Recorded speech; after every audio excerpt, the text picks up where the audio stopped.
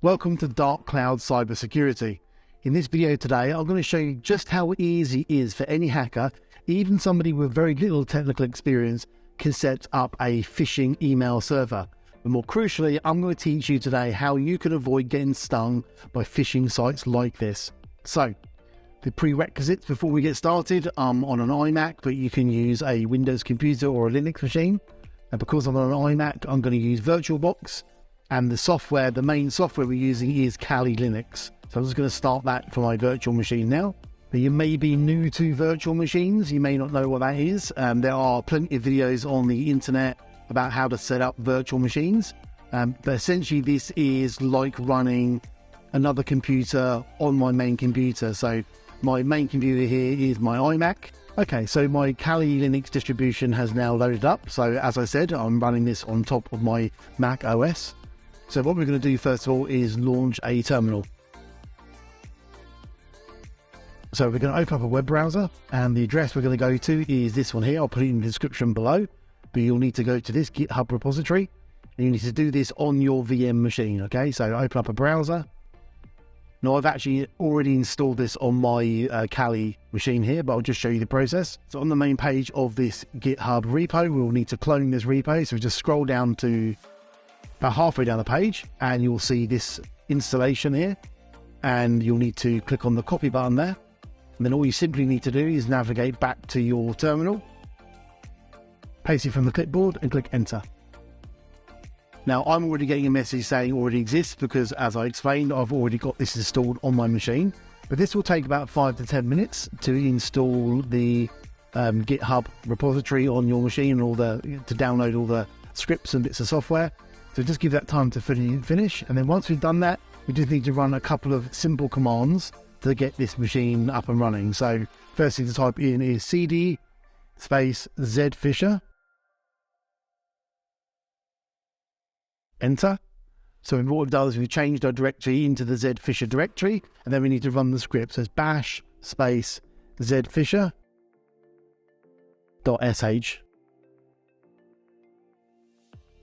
Now again, mine went very quickly there. Yours on the first run will take a few minutes to download some extra pieces of software like Cloudflare. Now, as you can see, the menu sequence here, what we've got is some options to basically reproduce the login page of many popular servers. So from this page, I'm just going to select a random target, which is going to be, let's go for LinkedIn. O2 to choose Cloudflare as the host of the domain. Not going to select the custom port.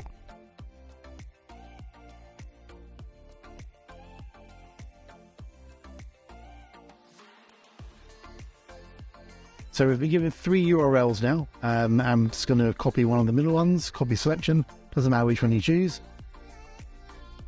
and paste it into a web browser. And there we go, there is our LinkedIn login page.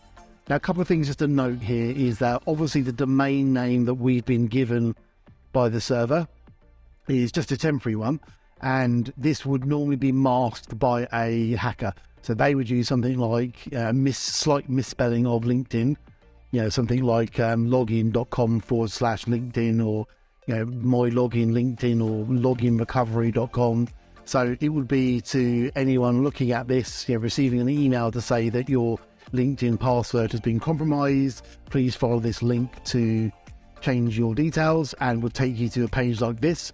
And the website address at the top wouldn't be like this one. It would actually be masked, as I say, by a more realistic looking domain name. Now we're getting a warning come up here about saying that the login could be unsecure, but the thing is, you won't get that on a lot of browsers, and there are settings in software like Zfisher that can actually get around that. So just ignore that warning for the moment. I'm just going to type in my details.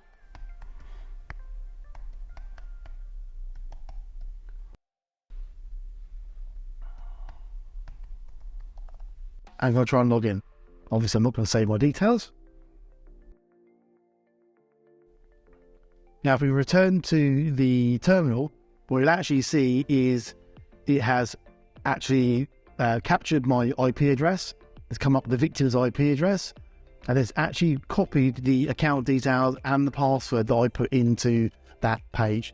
That is how easy it is for an attacker to steal your login credentials and log into any site like Facebook or Instagram or Snapchat.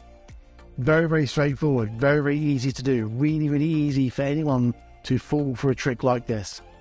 Yeah, and it's been commonplace in recent times for phishing emails to be worded pretty poorly or to be designed pretty poorly, so that, you know, if even as anyone with a small amount of skills, technical experience, would be able to look at an email or look at a website and say, nah, it doesn't look real, there's something wrong, misspelling, or the English isn't quite right. But as you can see, for a page like this LinkedIn page, this, for all intents and purposes, looks like the LinkedIn login page. Type another one.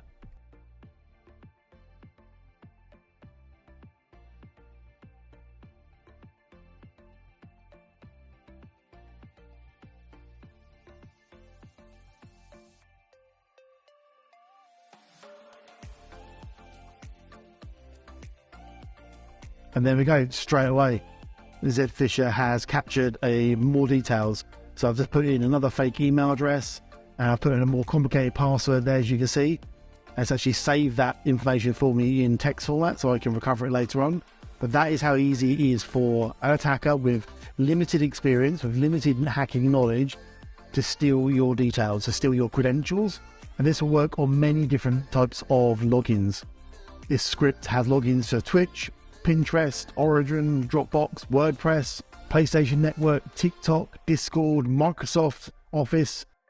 And it's so easy, as you watched in this video, it's so easy for anyone to create a phishing website like this and to be caught out. Now, we have missed out a couple of steps, and it is slightly more complicated in terms of hiding the domain name, so we're not going to cover that in this video.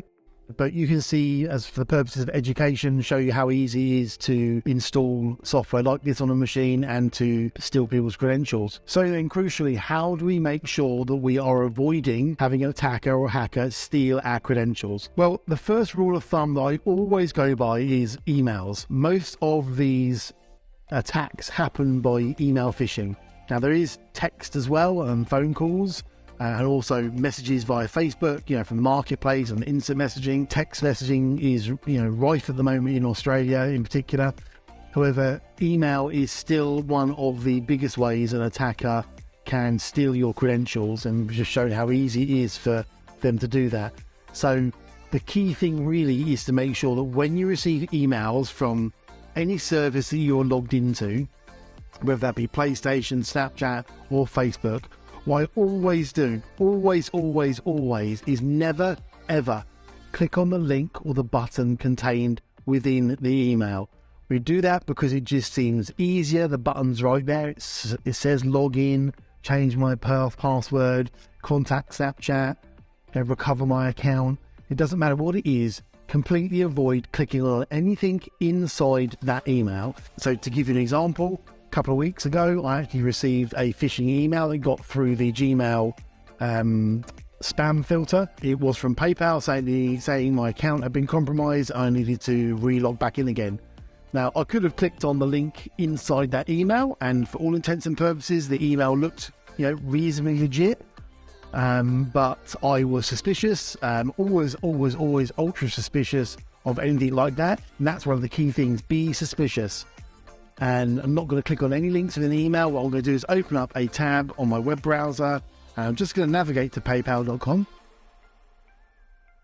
because I know that is the domain name for paypal.com, and I'm going to log in.